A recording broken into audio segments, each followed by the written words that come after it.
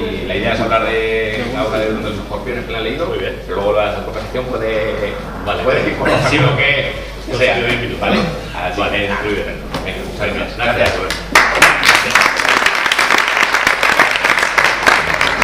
Se me ve así más o menos, ¿no? Sí, primera fila.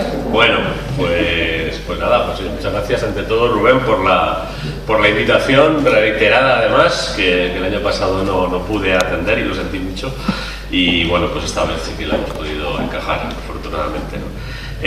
Como tampoco tenemos muchísimo tiempo, yo casi prefiero hacer una muy breve introducción sobre la novela y a partir de ahí yo creo que en un encuentro de clubes de lectura siempre tiene más interés y más sentido la conversación que la disertación del autor, ¿no?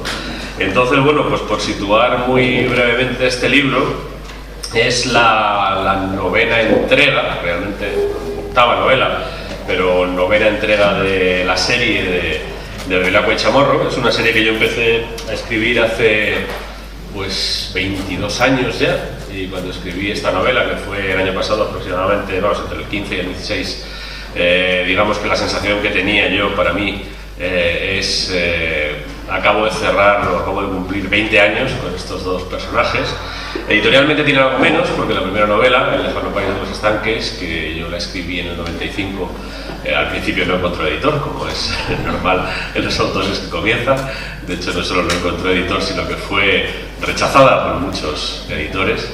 Y bueno, pues tardó 3 años en publicarse, apareció en el 98, después de un cambio en mis circunstancias como autor, ¿no? Después de que yo quedara finalista del Premio Nadal en el año 97 con La flaqueza del bolchevique, que bueno, pues parece que le dio otro aire a mi nombre como autor, y entonces me pidieron libros, y el primero que se publicó después de La flaqueza del bolchevique fue El lejano país de los estanques, que curiosamente lo había escrito no a la vez, porque a la vez nunca conseguí escribir 2 novelas, pero uno detrás de otro. Yo La flaqueza del bolchevique lo terminé como en julio del 95, y en septiembre del 95 estaba terminado el primero de Bevilacqua.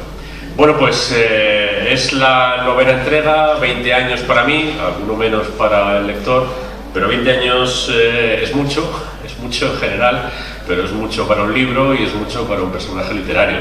Entonces yo, una de las cosas que me planteé al escribir esta novela, me lo planteo siempre que hago una novela de Bevilacqua, pero quizá en este caso de una manera un poco más intensa o un poco especial, es no volver a transitar lo que ya me ha salido bien, ¿no? Yo creo que en una serie hay un riesgo muy grave de repetición, hay un riesgo que a medida que va aumentando además es cada vez mayor de quedarte un poco en lo que has encontrado y no buscar más. Y yo siempre me he intentado rebelar mucho contra esa inercia y contra esa pereza, y siempre he intentado buscar algo. De hecho, ahora mismo pues acabo de terminar otra novela que saldrá dentro de 10 días, que no es de Bevilacqua, y por tanto ya estoy en el siguiente Bevilacqua, y buena parte de mi trabajo mental es cómo hacer cosas que no he hecho con Bevilacqua, ¿no? Que realmente es lo que me interesa. Y en este caso la verdad es que encontré una solución un poco extrema, pero bueno, es una solución que me permitió tener la tranquilidad de que no estaba repitiendo otra novela de la serie. Yo diría que para caracterizar la novela, tiene 2 rasgos que no aparecen en ninguna otra novela de la serie y que son aparentemente contradictorios, pero que curiosamente a mí me parece que funcionan dentro de la trama, ¿no? En toda la serie es la primera intriga de cuarto cerrado, que es como un modelo clásico de la novela policial, ¿no? Es el modelo de muchas novelas de Agatha Christie, de algunas de Conan Doyle, ¿no? De algunas modernas que reproducen ese mismo modelo. Pienso, por ejemplo, en Plaga Mortal, de Philip Kerr, ¿no? Que también es una historia de espacio cerrado, o la primera del primer asesinato de la saga Millennium, si no me equivoco, también es un crimen de cuarto cerrado, en este caso dentro de una isla, ¿no? Bueno, mi cuarto cerrado es una base militar, eso es un poco quizá infrecuente, pero es un cuarto cerrado, cerradísimo. Puedo dar fe porque he estado allí y sé lo que cuesta entrar y sé lo que cuesta salir, y lo controlada que está la entrada y la salida, así que realmente es un cuarto muy cerrado, ¿no? Me permite, en cierto modo, reinventar o intentarlo, un modelo, un esquema muy clásico de la novela policíaca, pero traído al siglo XXI y cambiando muchas circunstancias, ¿no? La otra peculiaridad que tiene, insisto, puede parecer contradictoria con la anterior, es que es la novela en la que los personajes salen más de su mundo. Es la primera novela que transcurre fundamentalmente fuera de España, es la primera novela en la que realmente vemos que Chamorro y Bevilacqua son militares. Eso es algo que en las demás novelas lo vemos muy poco, porque su trabajo es fundamentalmente policial, además de policía judicial, con lo que la parte militar de su condición queda normalmente muy desdibujada. Aquí no, aquí van a una instalación militar, van como militares. Cuando los guardias civiles van a Afganistán o van a Irak o van a los sitios donde ahora están, que son escenarios de operaciones, van bajo la autoridad del Ministerio de Defensa y van como militares. Entonces, digamos que eso cambia un poco su carácter y su forma incluso de relacionarse. Hay quien lo lleva mejor y quien lo lleva peor. Chamorro, que es más militar, lo lleva bien, pero Bevilacqua, que es poco militar, lo lleva regular. Y digamos que eso me permite contar la historia de otra manera, ¿no? Y tener una novela de Bevilacqua y Chamorro diferente. Luego, otra cosa que a mí me interesaba de esta novela es reflejar a través de Bevilacqua y Chamorro algo que yo creo que la literatura española en cierto modo ha ignorado en los últimos 20 años, ¿no? Incluso diría que en los últimos 30 años, con alguna excepción. No digo que no haya excepciones, pero son excepciones muy singulares, sobre todo si comparamos con otras literaturas como la británica, la francesa, la italiana incluso, ¿no? O incluso más lugares más pequeños y supuestamente con menos recursos, ¿no? Pienso, por ejemplo, en Dinamarca, ¿no? Y no pienso solo en la literatura, sino que también pienso en el cine, ¿no? Me refiero a que en España se ha hecho muy poco ficción a partir de la implicación de nuestro país y, por tanto, de españoles en conflictos internacionales. Implicación que es bastante intensa desde hace, ya digo, prácticamente 25 o 30 años, ¿no? Yo creo que nos podemos remontar a la Primera Guerra del Golfo en el año 91, incluso un poquito más atrás, a las primeras intervenciones en los Balcanes. Y bueno, ahí ha habido un montón de historias que han sucedido, que los medios de comunicación han contado de aquella manera, muchas veces porque no han tenido facilidades por parte de las autoridades. Y a veces yo diría incluso tampoco ha habido curiosidad, porque si hubiera habido curiosidad, pues a lo mejor las dificultades de las autoridades se habrían superado. Y que a mí me parece que son historias significativas y que forman parte de la realidad española contemporánea. Yo tengo una cierta vocación de que Bevilacqua y Chamorro sean mi mirada sobre la realidad española contemporánea en todas sus facetas. Esta es una faceta más. A mí me parece una faceta muy relevante porque supone, bueno, pues la presencia de españoles en primera fila en lo que es el conflicto planetario actual, algo que rompe además con nuestra historia. La historia de España es una historia de aislamiento, de estar encerrados en nuestros propios problemas, en nuestras propias guerras civiles, que hemos tenido unas cuantas, y no estar presentes nunca fuera. Y sin embargo, ahora mismo, pues, no sé, el epicentro del conflicto planetario puede ser Irak.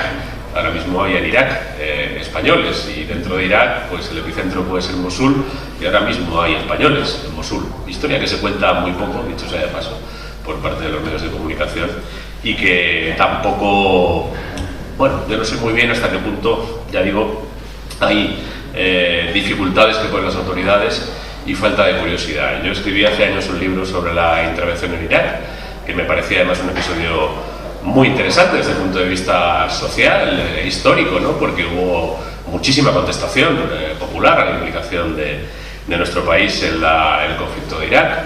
Muchas personas se manifestaron, nos manifestamos frente a la implicación de nuestro país en una guerra que claramente era ilegítima y estaba basada en presupuestos falsificados. Y sin embargo luego allí estuvieron un año y pico los militares españoles, vivieron muchas cosas, algunas muy complicadas, y nadie había hecho un relato, ¿no? Yo intenté hacerlo en el año 2006, 2005, o sea, el libro salió en 2006, y bueno, es verdad que no me dieron enormes facilidades, pero lo pude hacer.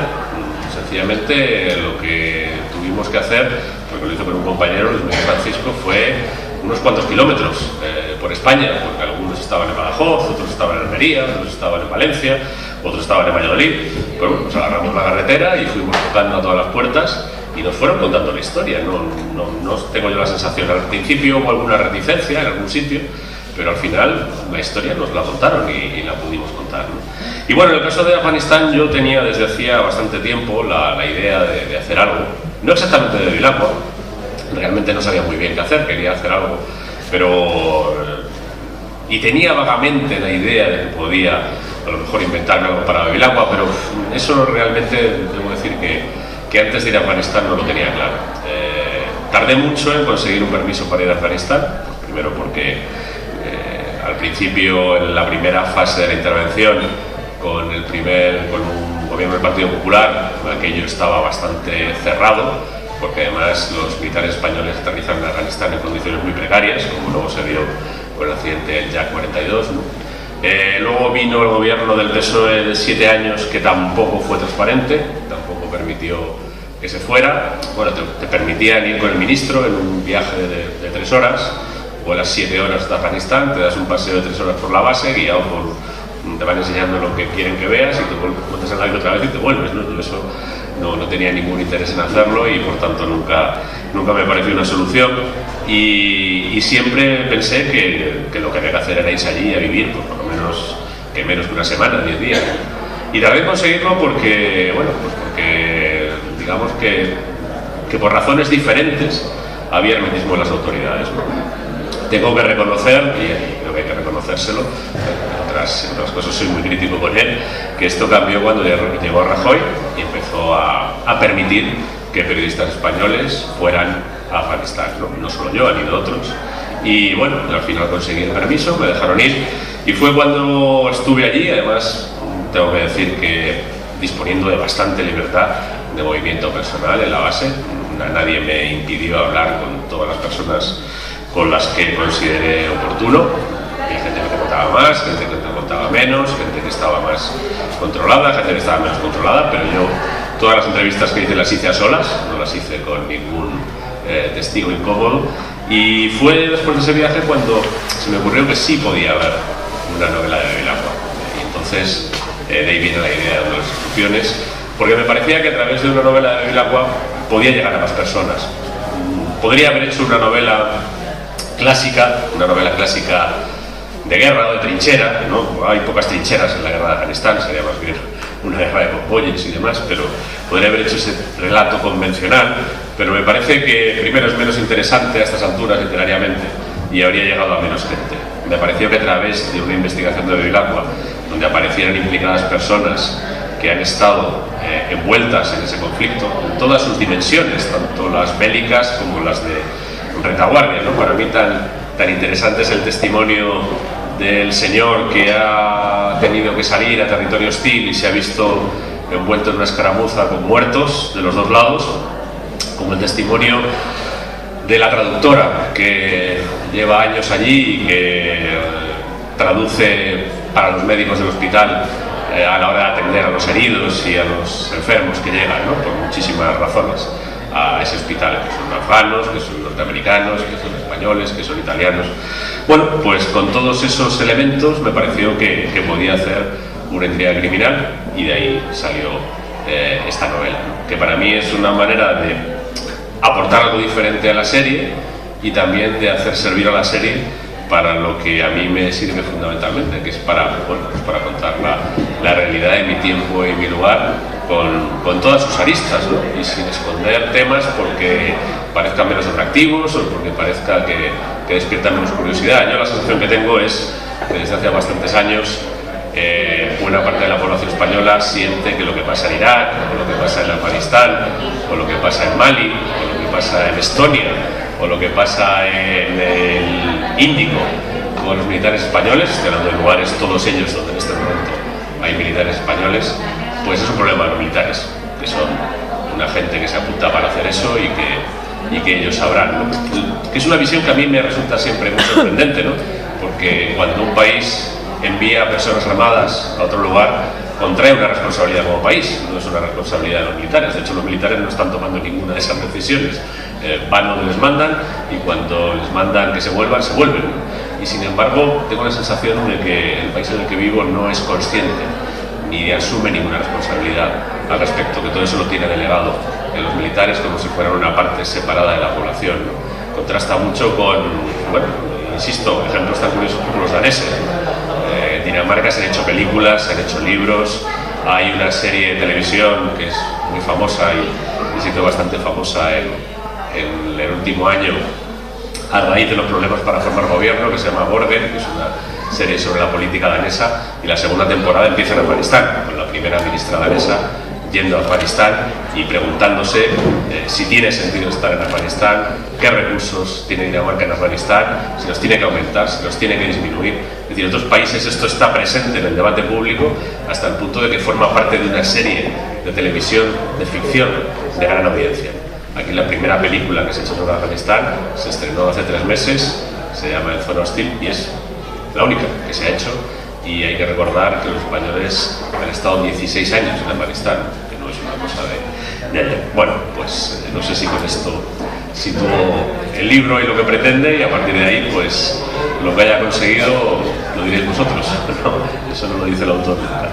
Así que no sé si queréis abrir la conversación, el debate por algún lado, a vuestra disposición. Me termino el café que se me enfría.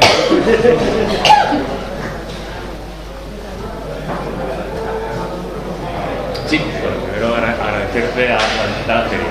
A mí 2 cosas que me han gustado especialmente de la novela y que son tangenciales con respecto a la trama principal, ¿no? de la episodio que y es el principio y el final, el marco que puede ser el final de Gallinero y la Cañada Real. Sí. Eso me ha parecido muy interesante por lo que nos dice sobre los dos protagonistas, ¿no? La pareja protagonista.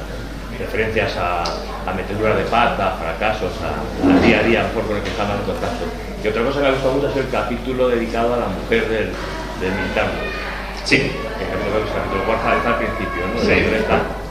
Cómo retratas o cómo reflejas cómo tiene que convivir, por un lado, siendo familia de un militar que llega un momento en que prefiere irse a otras aventuras y cómo compagina eso con su propio conflicto personal y matrimonial en este caso, ¿no? Parece que ese retrato tiene una carga de emociones y de cuestiones sobre las que serán muy interesantes. Sí, bueno, la verdad es que el prólogo y el epílogo son muy intencionales, ¿no? Tendemos a pensar que vivimos en un espacio seguro y que hay otros espacios donde no existe esa seguridad. Un poco esa visita no a la Cañada Real, sino al Gallinero, que es en todo hay jerarquías. El Gallinero es la zona más extrema de la Cañada Real. Pues es un poco una manera de decir que en todas partes existe una boca del infierno. Otra cosa es que la tengamos convenientemente confinada y que vivamos al margen, ¿no? Al final, la novela despacha a los protagonistas de Afganistán, que probablemente es el país más duro del mundo en este momento para vivir. Es duro todo, es que simplemente poner el pie allí ya te das cuenta de que la propia tierra, el propio clima es hostil, amenaza la vida humana. Vamos, cuando tú bajas del avión te das cuenta de que aquello no es un lugar hecho para las personas, ¿no? Y bueno, quería un poco hacer esa equivalencia simbólica entre un lugar que es probablemente el peor país para vivir del mundo en este momento y España, que es uno de los mejores países para vivir del mundo en este momento, y que sin embargo tiene esas islas, ¿no? Esas islas donde está el infierno en su versión extrema, ¿no? Y además, en este caso, las imágenes y buena parte de los detalles no son de ficción, ni siquiera me los han contado, los he visto yo en primera persona, en la Cañada Real y en el Gallinero, ¿no? Que son lugares bastante intensos en cualquier momento del día, pero son mucho más intensos por la noche, que es el momento en el que aparecen retratados, ¿no? Porque la noche desvela todo con más confianza. Y todos los detalles que describo son reales, absolutamente todos. Esa mujer pinchándose heroína, esa mujer bien vestida, pinchándose heroína en un coche de 35.000 euros en una calle fangosa, eso no me lo han contado, lo he visto. Esos padres esperando a un hijo desaparecido para ver si lo ven cuando va a comprar droga, los he visto, son personas. Y son imágenes que te sobrecogen y que están aquí al lado. Es decir, que muchas veces pensamos que el horror es lejano cuando lo tenemos cerca. Y en cuanto al otro detalle, luego además hay como un vínculo, ¿no? Curioso entre los dos lugares. El Gallinero es bueno, apañar, es, creo que sigue siendo, todavía hoy.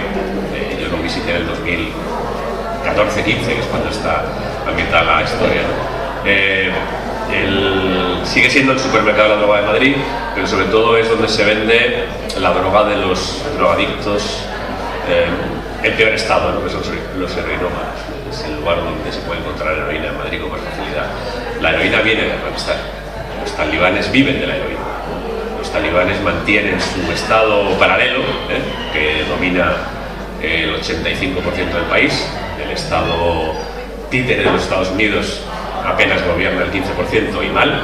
La semana pasada vino en Kabul, la zona más segura, supuestamente. Los españoles también sabemos que en Kabul hay atentados. Nos han matado a 2 policías en Kabul. Entonces, bueno, pues ese estado paralelo que de facto sigue gobernando Afganistán vive de la droga. Y la droga esa acaba entre nosotros. Somos nosotros los que al final acabamos financiando a los talibanes, ¿no? Es una conexión bastante escalofriante, ¿no? Bastante espeluznante.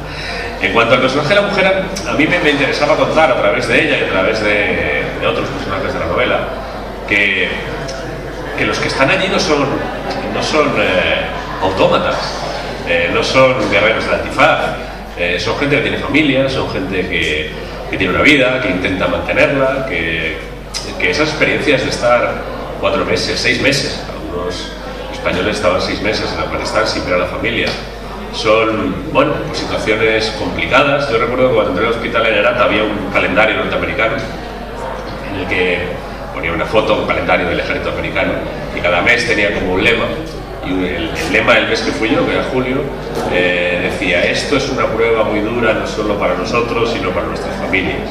Ayudemos a que las familias permanezcan unidas. Es que no son experiencias sencillas, ¿no? Yo todas las noches, cuando acababa, yo hacía jornadas muy largas en Herat, cuando estuve 9 días, les tenía que aprovechar, me tiraba todo el día haciendo entrevistas, y por la noche, me levantaba muy temprano además, como ellos, y por la noche me iba a los locutorios de internet, pues a veces a mandar la crónica al periódico, o a escribir cosas, o a buscar información, y siempre que iba había gente allí, hablando con su familia. En Afganistán la hora va por delante, entonces si a las 11 de la noche, 12 de la noche, 1 de la mañana, algunos podían hablar con su familia al final del día aquí en España, y los tabiques eran de madera, paneles de madera contra chapada, las cabinas, y oías cosas y veías que realmente... Y uno tiene la sensación de que todas estas experiencias, que son de los militares y de sus familias, ni están ni cuentan, ¿no? Y son historias que forman parte de nuestra realidad. A mí me han agradecido este libro y el anterior, Música para Feos, que también habla de Afganistán, muchísimas mujeres de militares y maridos, que también hay maridos de militares. Una de las cosas que cuento yo en la novela, que quien me ha dicho que sí, pero es verdad, en la base de Herat había todas esas mujeres que yo cuento, y alguna más que no me cabía en la novela, ¿no? Es decir, son personajes de ficción, pero en la base de Herat había mujeres guardias civiles, mujeres del ejército de tierra, mujeres del ejército del aire, muchas mujeres en el hospital, la psicóloga de la base era una mujer, la oficial jurídica de la base era una mujer, y todo esto es parte de la realidad, y toda esa gente deja a alguien aquí que tiene la sensación de que su historia ni cuenta ni se cuenta. Entonces, en la desgracia de que alguno de los que está allí o hubiera muerto en un accidente o en un enfrentamiento, se trae el féretro, se hace un homenaje rápido y se pasa la página, y otra cosa.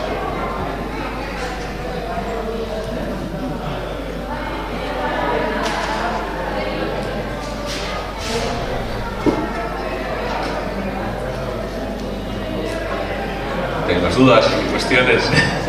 Somos tímidos. ¿Sois tímidos? Bueno, pues no tengáis ninguna timidez, por favor. Sí. Vaya por Dios.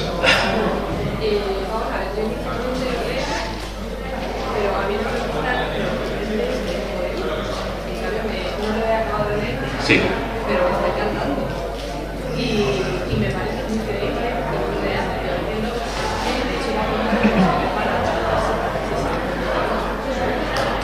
No, en este caso, yo cuando me fui a Afganistán, realmente la novela que tenía en la cabeza era Música para Feos, que es en realidad una historia bueno, muy peculiar, es una historia de amor, pero uno de los dos personajes principales es un militar destinado a Afganistán. Entonces, para construir ese personaje, a mí me parecía que tenía que irme allí, porque hay un momento de la novela en que los dos personajes se separan. Ella, la chica en este caso, está en España y el hombre está en Afganistán.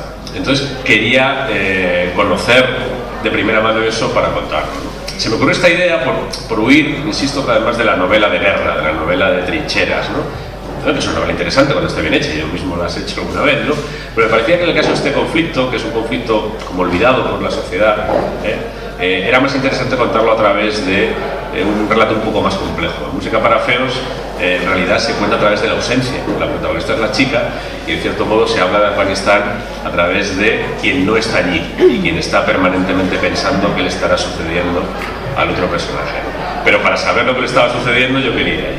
Entonces, cuando fui a Afganistán, yo de la novela de Bevilacqua tenía como la idea de que estaría bien hacer algo porque iba a llegar a más gente, pero no terminaba yo de creerme un asesinato en una base militar, ¿no? Que pudiera ser objeto de investigación. Si se produce no un asesinato, una muerte sospechosa, lo que sucede es lo que yo cuento, es absolutamente verosímil. Irían guardias civiles a investigarlo. Y bueno, yo de hecho tengo un amigo que es guardia civil y que ha hecho una investigación muy parecida a esta con un militar español que se suicidó en una base en el Líbano. Es una muerte no natural y una investigación judicial que hace la Guardia Civil como policía militar. O sea, el esquema es creíble y verosímil, pero me tenía que inventar un asesinato que yo me pudiera creer. Claro, sí, porque están sacados de conversaciones con gente allí en la base. Entonces, lo que yo descubrí en la base fue que eso me confirma a mí en que yo no quise escribir ni una línea sobre Afganistán hasta que no pude ir. Y este proyecto lo tenía yo desde el año 2004, 2005. O sea que he estado 10 años refrenándome hasta que he conseguido ir. Y cuando fui, no solo encontré enseguida todo lo que necesitaba para la novela anterior, que la empecé a escribir allí en Herat, un rato que me sobraba una noche, empecé a escribir la novela esa, sino que también me di cuenta de que podía crear un conflicto de ficción que fuera creíble, en función de las relaciones que yo vi allí y en función de, no es que sea una realidad hiperproblemática, la base de Herat, dentro de lo que hay por ahí fuera, es una base relativamente confortable, con servicios, ¿no? Bueno, pero claro, pero tiene el aislamiento, tiene el encierro, y luego tiene un microcosmos muy extraño, en el que además hay gente extraña. O sea, por ejemplo, personajes como los que aparecen algunos contratistas norteamericanos, eso los he visto yo en la base. Tú ves una persona que está destinada por 6 meses y dice, bueno, pues tiene un marrón, pero a fin de cuentas, pues estás 6 meses contando los días y pasan, ¿no? Y vuelves a casa. Pero yo es que allí conocí gente que me dijeron que llevaba 7, 8, 9, 10 años. 10 años encerrado en una especie de fortín, rodeado de gente enemiga, esperando que cualquier noche te dieran un cohete o un mortero. 10 años. Y claro, están aceptando ese modo de vida por el dinero. Nada más, no hay ninguna razón, no es un modo de vida placentero, a todo te adaptas, ¿no? Pero placentero no es. Y es una vida muy limitada y solo están allí por el dinero. Y tú veías que allí había gente que creo que en un momento de la novela describe un tipo que viene en mitad de la tarde vestido de Buffalo Bill. Es que ese tío lo pilló, existe, con un guardapolvos así hasta los pies, con una barba de chico, con sombrero, y era pues un contratista que llevaba allí 7 u 8 años, se dedicaba a ciberespionaje y cosas de estas, no sé muy bien qué, pero el hombre estaba, bueno, pues, completamente vallano. Y me pareció que en ese entorno sí que me podía inventar una trama criminal. Fue allí cuando realmente lo vi, ¿no? Decía Stendhal que lo importante en una historia son los detalles los que te dan la verdad, ¿no? Y yo volví de allí cargado de detalles.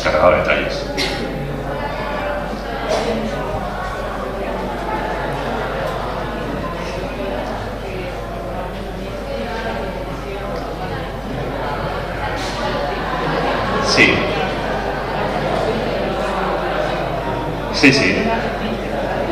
Claro, eso en parte también refleja, ellos le mienten porque tienen que mentirles, ¿no? Porque tienen que salir y salen, ¿no? Pero bueno, es curioso porque, a ver, yo tampoco soy un aventurero, ni tengo 4 hijos, hay ciertas cosas que yo no haría, ¿no? Pero bueno, estando allí, a mí se me ofreció la oportunidad de salir de la base y salí de la base. Y por supuesto no se lo dije a mi mujer, y se lo dije cuando volví. Y viví, estando allí 10 días, pues viví un poco eso. Claro, hay una cosa muy marciana, ¿no? Que tú estás muy lejos, de otro planeta prácticamente, y tienes WhatsApp. Pero claro, tienes WhatsApp afgano, a ratos. Entonces, tu familia se acostumbra a que tú estás a tiro de WhatsApp, pero a veces falla el WhatsApp, y sobre todo cuando sales. Y entonces es una herramienta de tranquilidad e intranquilidad. Yo en cuanto vi que podía tener WhatsApp, me lo puse, le mandé un mensaje a mi mujer, y dije, bueno, qué bien, así estamos comunicados. Pero claro, cuando las 5 o 6 veces que perdí el WhatsApp, pues tenía mensajes de mi mujer muy nerviosa, que dónde estaba y qué me había pasado, ¿no? Y ya digo, no hice nada. Ahí todo tiene riesgo. Cuando sales de la base, sabes qué riesgo hay, tienes que firmar un papel y demás, pero bueno, en fin, eso es que si tienes que buscar una historia, pues la buscas y que es muy buena suerte será que suceda algo, ¿no? Sí. Yo te quería preguntar sobre, un poco saliéndonos ya no solo en esta novela, Sí. ¿qué importancia tiene en tu escritura esas notas musicales que son que asoman en tu libro? Bueno, no siempre, pero muchas veces sí. Bueno, la música es curioso, porque yo creo que refleja la personalidad de la gente, ¿no? Yo creo que la gente, en general, la retratas mejor por lo que le gusta, por lo que le apasiona de manera desinteresada, que por sus ideas o por sus pronunciamientos. Las ideas y los pronunciamientos a veces están dictadas por la conveniencia, o a veces es hipócrita, ¿no?, en los pronunciamientos, y a veces es, si no hipócrita, por lo menos hay una cierta dosis de autoengaño en las ideas que uno tiene, ¿no?, porque uno muchas veces piensa lo que le conviene pensar. Sin embargo, si a ti te gusta Camilo VI, pues eso es muy racional, ¿no? Es terriblemente racional. A nadie le conviene que le guste Camilo VI, y sin embargo hay gente que le gusta, incluso a mí me gusta una canción de Camilo VI, ¿no? Luego eso te retrata, ¿no? Es decir, que tú oigas lo de vivir así y joder, esto mola, pues no le conviene a nadie, ¿no? Y se lo está diciendo algo de ti, ¿no? Y como eso todo.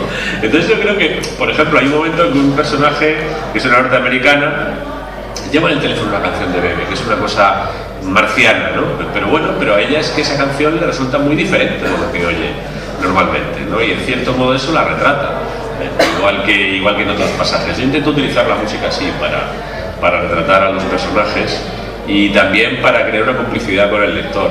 Muchas veces hay una dosis de invitación al lector para que compruebe si esa música, si no la conoce, pues le puede servir para conectar o con la historia, con el personaje o con otra cosa, ¿no? Me parece que es bueno que los libros abran ventanas a otras cosas y otras realidades, ¿no? Por ejemplo, las 2 canciones de Robin Iniesta que aparecen en la novela es que creo que son perfectas para contar esta historia, ¿no? Perfectas. Realmente a mí Robin Iniesta me parece un superdotado. Creo que en el pop español no hay nadie que juega 8 ligas por delante del segundo, y todas sus canciones son buenas porque nadie es sublime sin interrupción, ¿no? Pero cuando hace una buena canción, creo que en España no hay nadie que se le acerque, y esa música dice muchas cosas y te permite en un momento determinado atrapar una emoción de manera muy poderosa, ¿no? Entonces, bueno, pues ¿por qué no utilizarla, no? Dice que no siempre porque, por ejemplo, la última novela, la que sale ahora, creo que no hay casi ninguna música. La historia, bueno, miento, sí hay. Sí, pero es que es una novela histórica, entonces solo parto de hechos históricos, yo no invento nada. Pero hay un momento histórico, está documentado, en el que un personaje que está condenado a muerte va todo el rato cantando el adiós a la vida de la Tosca de Puccini. Sí, o sea que incluso en esta novela, que no tiene música, hay algo de música, pero que es en este caso mucho real. Sí. ¿Cómo es vivir con Chamorro y Bevilacqua con el paso de los años? Porque tú empezaste hace 20 años, hablas con ellos, ¿cómo es? Porque ellos tienen que estar ahí, no los puedes dejar porque siempre vuelves a... de alguna forma, ¿cómo es tu relación con ellos? Muy buena, si no estarían muertos hace mucho tiempo, están absolutamente en mis manos, es impune además, puedo hacer lo que quiera con ellos, ¿no? Bueno, impune en la vida que casi nada, pero vaya, por lo menos impune legalmente. podría tomar medidas drásticas contra ellos sin tener que responder legalmente de ellos. Pero muy buena, muy buena. Han sido un hallazgo, ¿eh? Yo creo que a veces lo bonito en la vida es... Hay cosas que tú piensas y proyectas y te sale. Y eso es bonito, eso es reconfortante. Pero yo creo que es más bonito cuando tú haces cosas y no eres consciente de todo lo que estás desencadenando. Positivo, realmente, ¿no? Cuando haces cosas y te das cuenta y desencadenas una catástrofe, pues eso no tiene nada de agradable. Pero cuando tú haces algo con una intuición, que realmente cuando yo empecé a escribir las novelas de esta pareja era una intuición, era la intuición de que aquí había un hueco, ¿no? De que en la literatura española había un hueco. Había un hueco en la novela policíaca, había un hueco en la novela policíaca que hablara de la realidad española, que no intentara imitar a los autores norteamericanos, y luego había un hueco increíble, para mí increíble, alucinante, con la Guardia Civil. Un cuerpo de seguridad desplegado en todo el país desde hace 173 años, ahora la semana que viene, y nadie. A mí me pareció sorprendente que ningún escritor español hubiera aprovechado ese filón. Entonces yo tenía la intuición de que eso era un filón, pero no sabía hasta qué punto era un filón y hasta qué punto yo podía convivir con dos personajes que no son consabidos, que a ver, tampoco son absolutamente originales. Yo no pretendo haber inventado la rueda. De hecho, al final, escribir novela en España te pone muy difícil ser original, ¿no? Porque a fin de cuentas todos somos hijos de Cervantes y Bevilacqua es Don Quijote y Chamorro es Sancho Panza, o sea, no son muy originales, pero bueno, pero tienen las adaptaciones suficientes debidas a la época. Hombre, para empezar, que Sancho Panza pueda ser una mujer es una modificación bastante interesante, ¿no? En el siglo XVII no podía ser una mujer, la mujer estaba encerrada en la casa, ¿no? Aquí no solo puede ser una mujer, sino que hasta puede ser autoridad, es una cosa que le da como una gracia especial, ¿no? Y son dos personajes con los que yo convivo bien porque me permiten contar muchas cosas. No son personajes cerrados, su trabajo tampoco es cerrado. La investigación de homicidios es un trabajo muy abierto. La investigación del narcotráfico, por ejemplo, es la investigación del blanqueo o la investigación de, qué sé yo, de las redes de tratas de personas. Son investigaciones policiales muy especializadas, donde tratas siempre con el mismo tipo de gente, además gente muy despreciable normalmente, ¿no? Pero el homicidio es un crimen que le puede pasar a cualquiera. Cualquiera puede morir violentamente y cualquiera puede cometer un homicidio. Cualquiera no puede atracar un banco, cualquiera no puede pasar 3 kilos de heroína por el estrecho. Sin embargo, cualquiera puede cometer un homicidio. Y eso le da muchísima flexibilidad a la historia, y ellos, que además trabajan en una unidad central, por tanto se pueden mover por cualquier lugar de la geografía española, en pueblos pequeños, en ciudades grandes. Realmente creo que si yo me hubiera puesto adrede a tratar de pensar un personaje que me diera más posibilidades que estos, no lo habría conseguido. Ha salido un poco por casualidad, así que lo que hago es aprovechar esa casualidad afortunada mientras dure y mientras tenga sentido. Tampoco los quiero sobreexplotar, eso tengo claro. Por eso no saco una novela todos los años, que a veces hay quien me la pide, ¿no?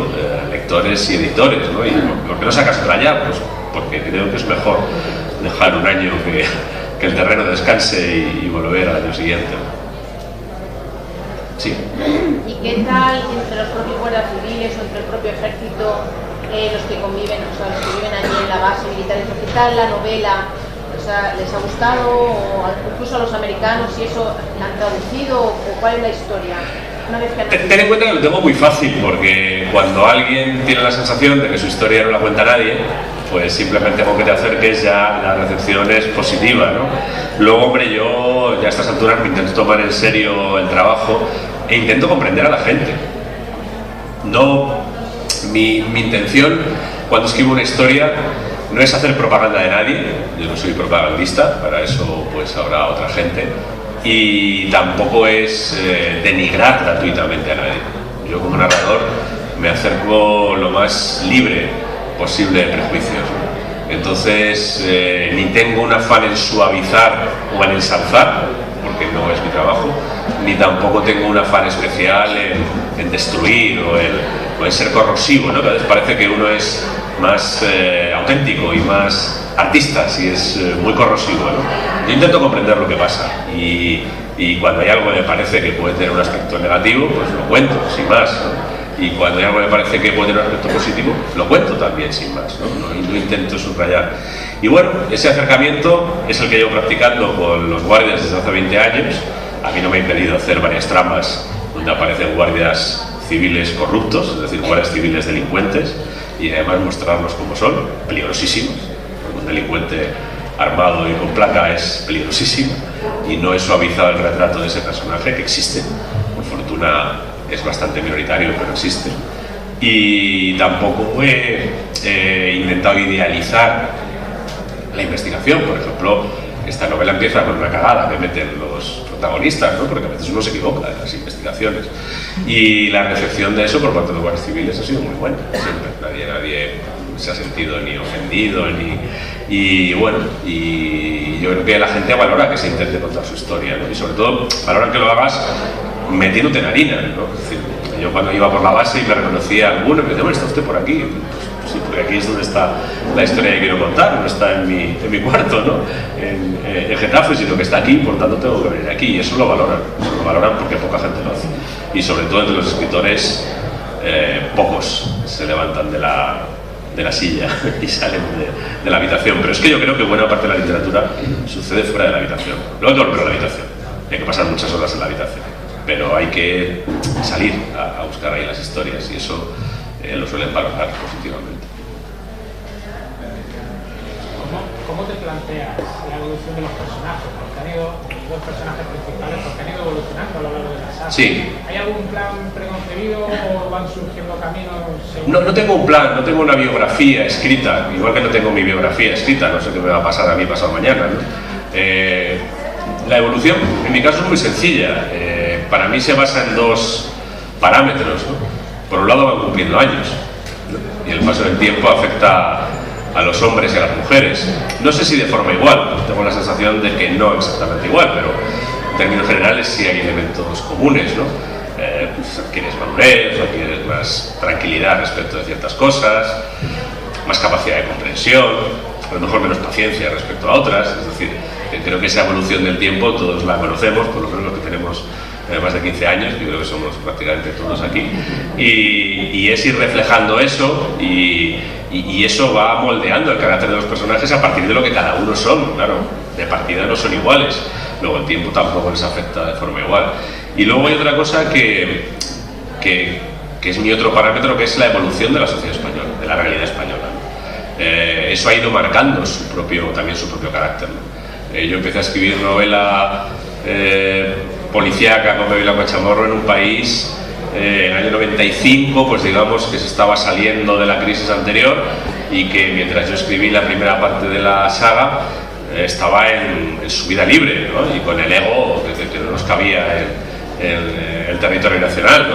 Digamos, a superar a Canadá, a Australia, a todos, ¿no? Ahora ya la realidad nos ha devuelto a nuestro sitio, ¿no? Han puesto 15, 16 o 17, ¿no? O sea, de ser el 7 a estar donde estamos, ¿no? Y nos están adelantando mucho porque hemos hecho muchas cosas muy mal, ¿no? Y es un país que tiene la autoestima fundadamente lesionada, ¿no? Aquí se han cometido errores garrafales, ¿no? Para empezar a encargarle tus cosas a gente tan notoriamente inmoral como estamos viendo, ¿no? Y además que tampoco lo escondían demasiado, ¿no?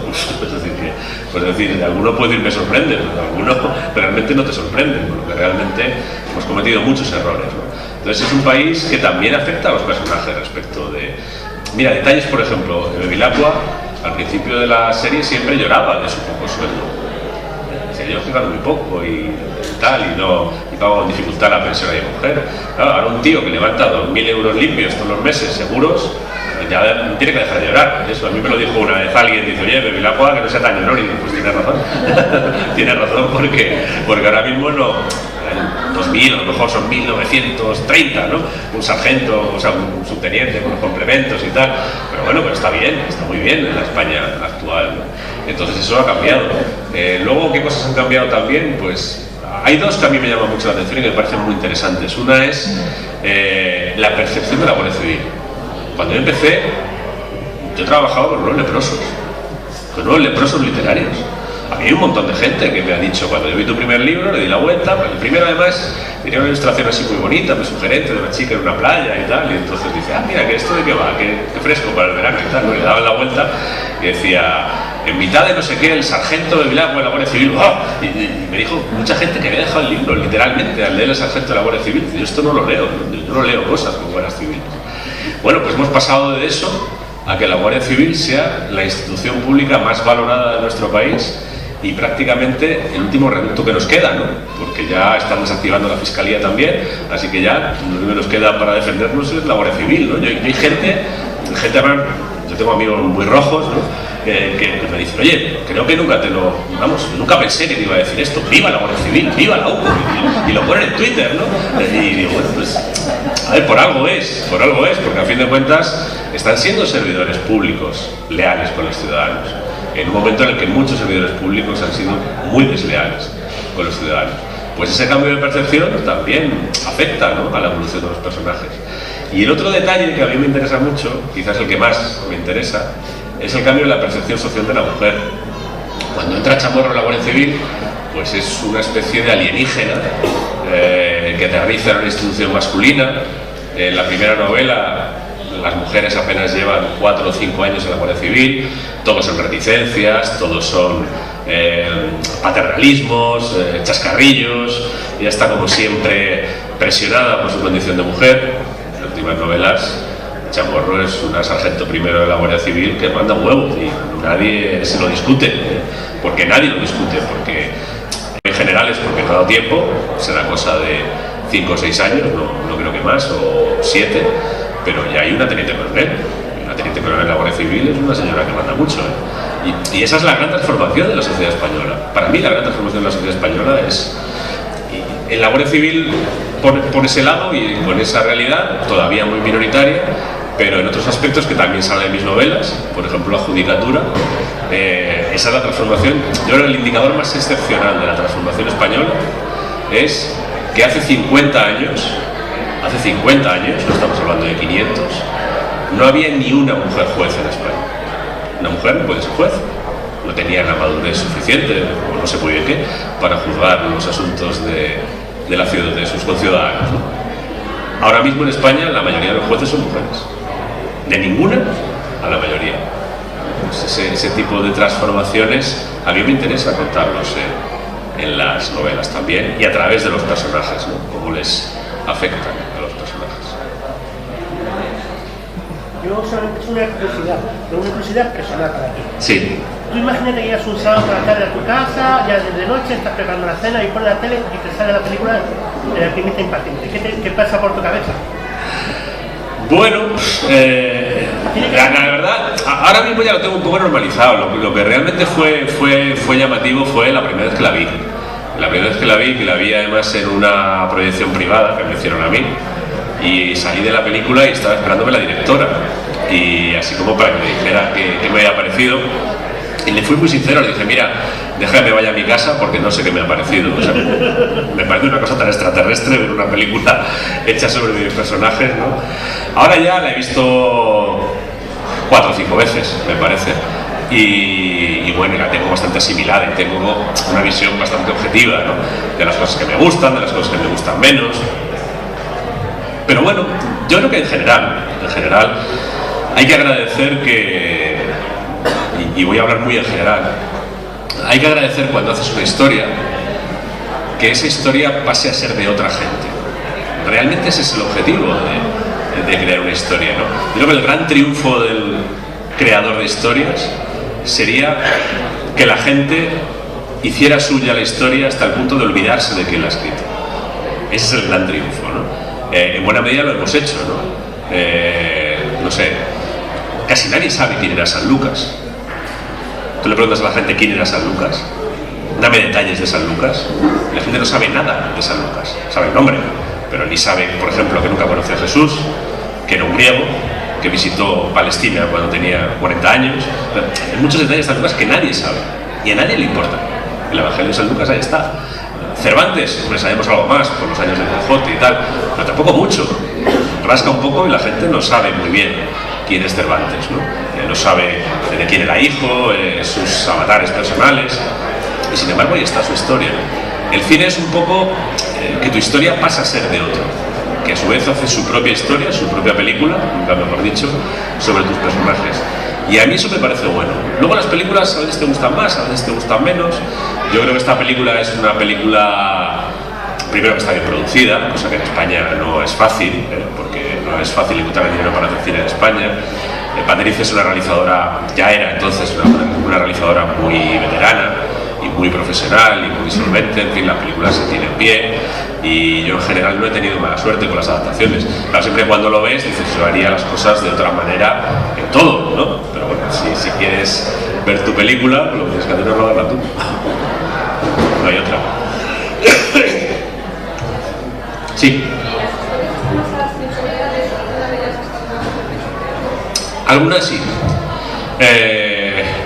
A ver, por hacerte la lista completa. Hay un cuento que se llama Un asunto rutinario, que es un asesinato de un tipo que viene de Levante a comprar droga a Madrid y primero le timan y después le pegan un tiro. Y eso sucedió de verdad. Y está contado de manera bastante próxima como sucedió. He cambiado detalles para que no se reconozca a la persona y demás, pero eso sucedió. Un empresario cocainómano que se metió en líos, no podía pagar las cuentas y entonces dijo, bueno, igual el consumo podría traficar.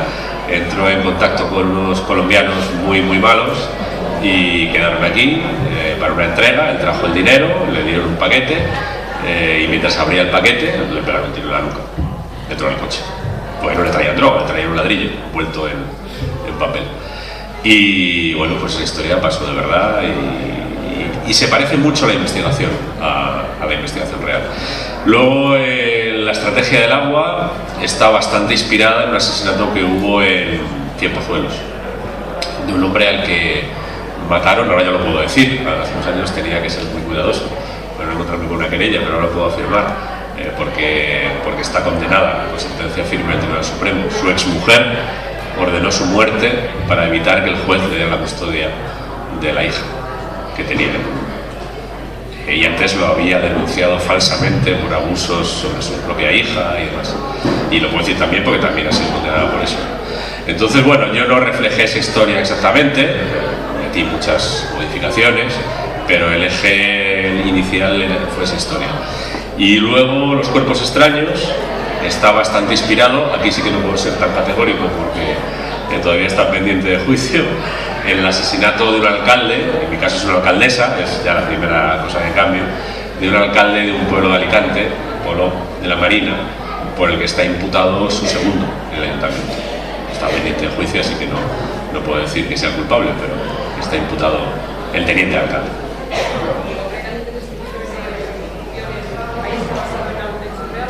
Bueno, a ver, muy remotamente, que yo sepa no ha habido ningún homicidio como el que yo cuento. Bueno, a ver, ¿cómo lo digo sin destripar la novela? Estando en Herat, aparte si uno se mete en internet puede encontrar historias de este tipo. Pero estando en Herat también voy a contar una historia, a ver cómo te respondo sin arruinar la lectura. Me contaron una historia de alguien, voy a decirlo así, que fue al hospital por un motivo parecido al que aparece la historia de hace años, y no entre los españoles, pero bueno, alguien de la base. Y el problema que tiene la base, un percance de ese tipo, como me dijo la persona que me lo contó, es que aquí todos van armados, pero todos van armados con un fusil de asalto, porque además, sobre todo los americanos, lo que cuento es verdad. Yo la primera vez que me senté a desayunar en Herat, se me sentó al lado un marine y me puso una ametralladora encima de la mesa, al lado del colacao, ¿no? Porque no sueltan el arma nunca. Tampoco es una paranoia. En esa base han matado a militares norteamericanos talibanes infiltrados. O sea que realmente esa presión, esa tensión existe y parte de algo real. Pero vamos, la historia que yo me invento desde el principio. Pues en Herat, estaba en Herat el tercer día y me llamó mucho la atención que el emblema de la base era un escorpión enorme que estaba ahí, además una escultura metálica, Y entonces, pues, claro, ver que la insignia, ¿no?, de la base es un escorpión, digo, pues hombre, es que esto... Y no me contaron bueno, la verdad es que me engañaron, porque me dijeron, no, esto estaba antes lleno de escorpiones. Y cuando se montó la base, pues hubo que limpiarlo y tal, de escorpiones, y por eso se llama Camparena, que es como se llamaba el nombre americano, y tiene este escorpión, ¿no? Lo que no me dijeron los cabrones es que todas las mañanas ellos vaciaban las botas antes de ponérselas, porque de vez en cuando aparecía también algún escorpión. Otra cosa peor, que son las arañas camello, unas arañas descomunales, ¿no? Yo me puse todas las mañanas las botas ahí como un ingenuo. Eso me lo dijeron cuando me estaba yendo, digo, bueno, me habéis dicho antes, ¿no? Se nos pasó, digo, bueno, pues nada. Sí, no. Y bueno, el tercer día yo mandé una crónica al mundo y la llamé Donde los escorpiones, que está en internet. Si ponéis Donde los escorpiones, el mundo, mi nombre, os saldrá esa crónica. Y me pareció tan bueno el título de la crónica que me lo quedé para la novela.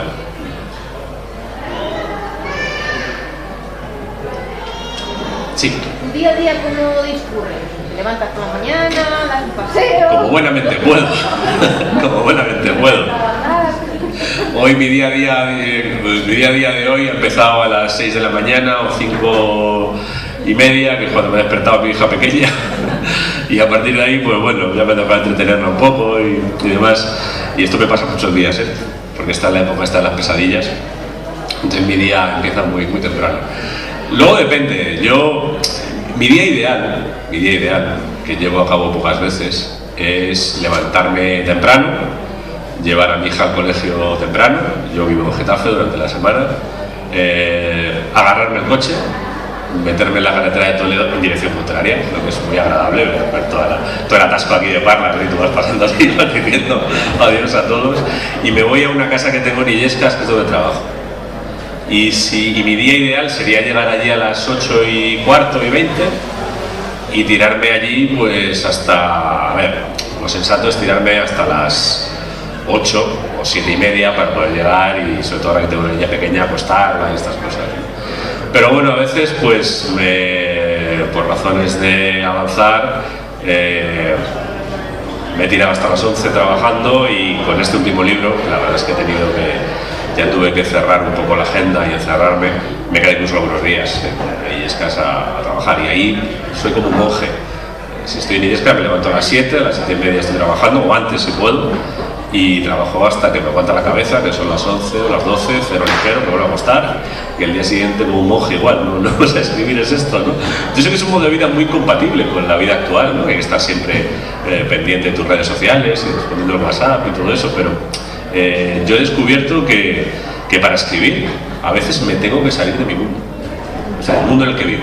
Yo apago los teléfonos, veo por la noche, bueno, tengo uno para la familia por si pasa algo, pero apago el otro teléfono y me incomunico y te digo una cosa, es terapéutico, ¿eh? O sea, a mí me viene muy bien cuando me encierro durante varios días y tengo 12 horas la cabeza concentrada en lo mismo, en lugar de estar yendo de una cosa a otra como estamos permanentemente, ¿no? Con la hipercomunicación esta que disfrutamos y padecemos, creo que son las dos cosas.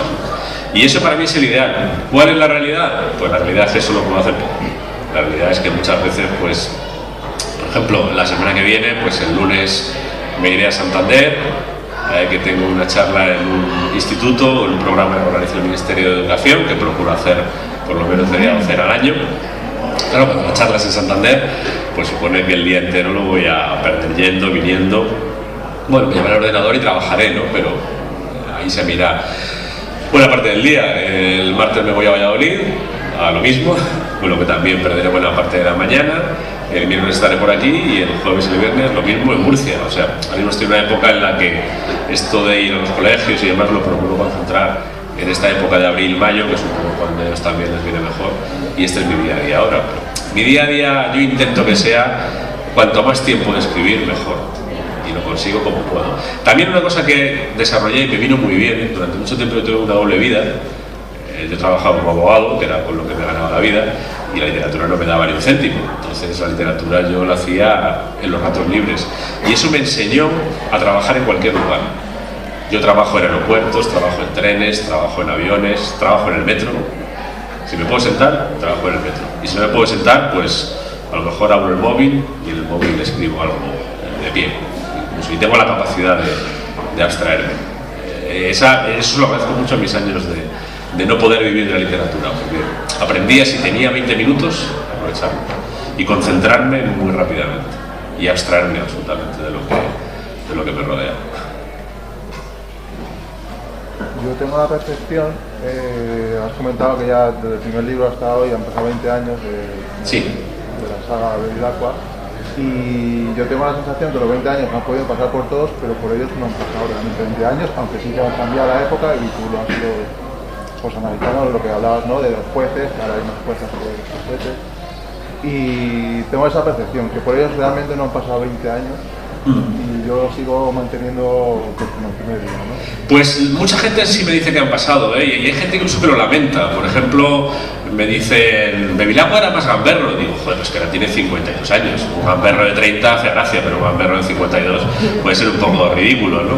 O sea, yo creo que sí que han cambiado, sí que ha cambiado, y también ha cambiado en cierto modo su relación, ¿no? En las primeras novelas había un juego que yo creo que estaba más en la mente del lector que en mi intención, de la tensión sexual no resuelta, ¿no? Esto que le debemos a Expediente X y Luz de Luna y estas cosas, ¿no?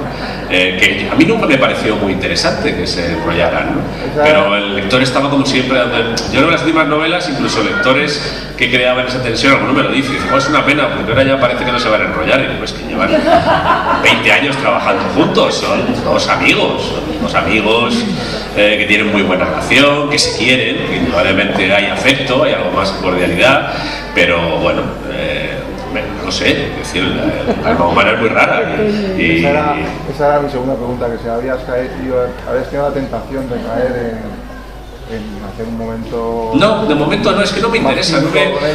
O sea, historia... Realmente lo que he visto es que realmente ha ido, pues esa tensión ha desaparecido ya. A ver, es que historias de rollos hay muchas, y de rollos en el trabajo más todavía, y tiene hasta un punto rutinario, ¿no? Yo trabajo mucho tiempo en una gran empresa, y una cosa muy triste era todos los que habían tenido rollos, y como todo el mundo lo violenta que era la relación entre ellos y demás, ¿no?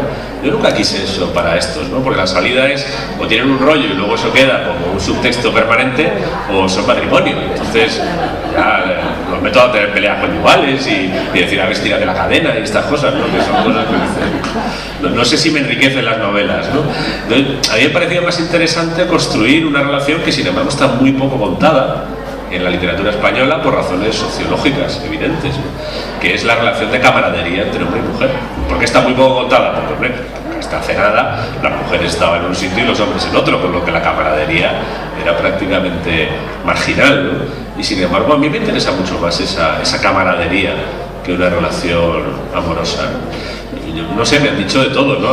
Tengo algún amigo guardia que me ha dicho, hombre, te digo una cosa, 15 días, 15 horas, cae hasta más fuerte, y aquí han caído todos, y bueno, sí, pero habrá alguno que no caiga, ¿no? Entonces, bueno, pues juguemos a esa posibilidad, ¿no?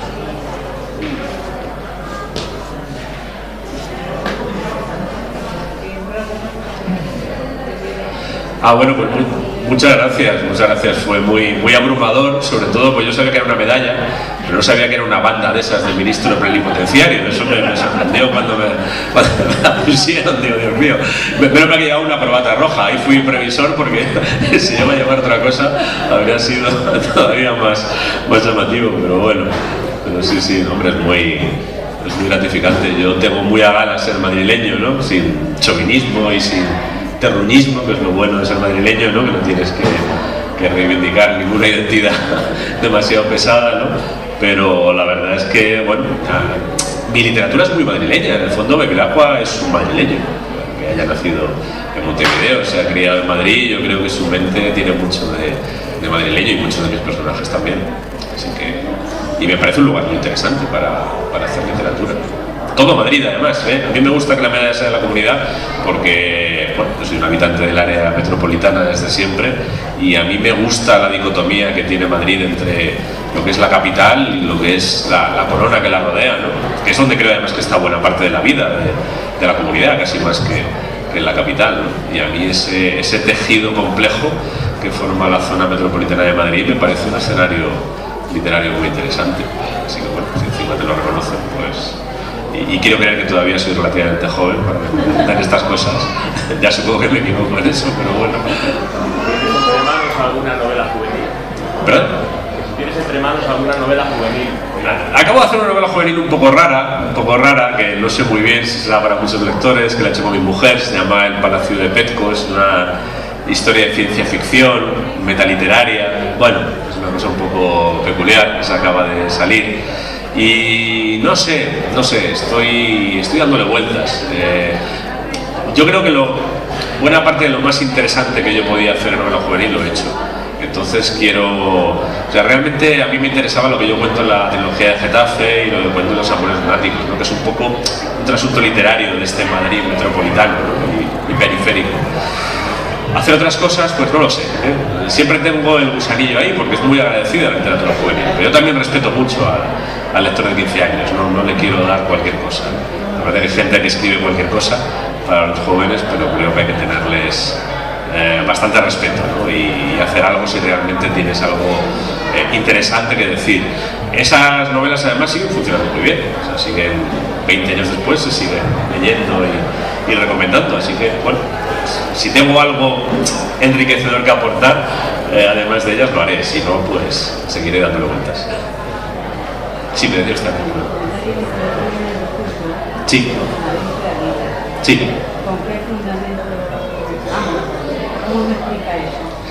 Pues dije que era una comunidad libre y abierta, ¿eh? Y creo que lo es. Yo me estoy refiriendo naturalmente a la gente. Creo que a veces tendemos y pasa en todos los sentidos, ¿no? Tendemos a sustituir los lugares por sus instituciones y, lo que es peor, por quienes tienen el poder en cada momento en un lugar, ¿no? Por quienes tienen el poder político, social, económico, etc. Por ejemplo, yo he vivido mucho tiempo en Cataluña, mi mujer es catalana, y yo veo a mucha gente que percibe Cataluña como si fueran Oriol Junqueras, Puigdemont, Artur. Eso no es Cataluña. Eso es una desgracia que le ha pasado a Cataluña, que bueno, pues hay muchas razones para que tenga esa desgracia y la esté soportando y espero que la supere pronto, pero eso no es Cataluña. Cataluña va mucho más allá de eso, ¿no? Madrid, yo creo que al margen de lo que hemos tenido todo tipo de desastres, desde Carlos IV hasta Franco, pasando por muchos otros, mandando en Madrid, yo creo que es un espacio que, como ha sido un poco, antes decían, el rompeolas, ¿no? de las Españas, esta es la cosa antigua, pero bueno, yo creo que ha sido como el colector de todo el empuje de todas las regiones que la rodean, ¿no? Aquí hay andaluces, aquí hay extremeños, aquí hay gallegos, aquí hay vascos, aquí hay de todo, y son gente además normalmente de la que se mueve y que ha construido un espacio en el que realmente creo que sí existe esa libertad y esa apertura, y además creo que el madrileño es celoso de esa libertad y de esa apertura. Cuando alguien le intenta pasar por encima, normalmente le cuesta, ¿eh? Pensemos, por ejemplo, no sé, yo hay ejemplos que puedo poner que me parecen son muy gráficos y que no pasa lo mismo en otros lugares, ni siquiera en otros lugares de España. Por ejemplo, hace nada un gobierno madrileño quiso malvender hospitales de los madrileños. Otros gobiernos han querido malvender hospitales y lo han conseguido. El gobierno ese que tenía mayoría absoluta en el Parlamento no lo consiguió. Es decir, la sociedad madrileña se plantó y frustró ese intento. En otros lugares el gobierno ha utilizado la televisión pública para intentar moldear la mente de la comunidad y lamentablemente, doy fe, en algunos lugares lo ha conseguido bastante. Aquí lo intentaron hacer con Telemadrid, y ¿cuál fue el resultado? Que la gente dejó de ver Telemadrid. Telemadrid se convirtió en una televisión marginal. Dijeron, oye, a mí los cuentos a Rita, esto para ti, lo ves tú, tu equipo y los que te votan, pero yo paso de verlo. No lo veía nadie, no lo veían ni muchos votantes de ese gobierno, ¿no? Y yo creo que sí, que los madrileños sí tienen ese espíritu de libertad y de apertura, ¿no? Y por ejemplo, en otros lugares es más difícil prosperar en todos los sentidos y sentirte acogido si no eres de allí.